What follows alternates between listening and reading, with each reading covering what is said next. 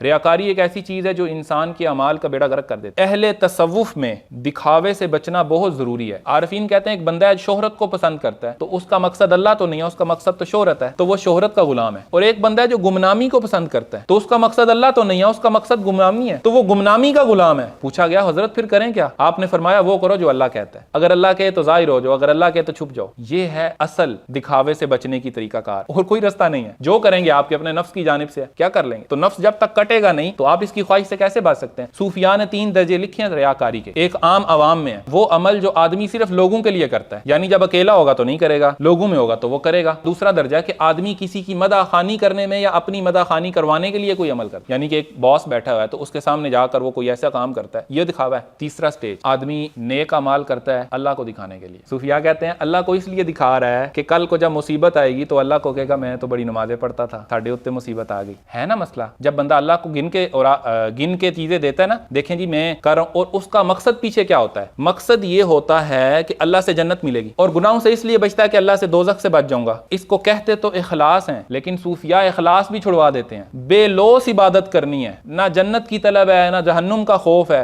अल्लाह की नजर की तलब है, बस उसके तवज्जो चाहिए, उसकी मोहब्बत चाहिए। यह है एक आशिक का बिहेवियर।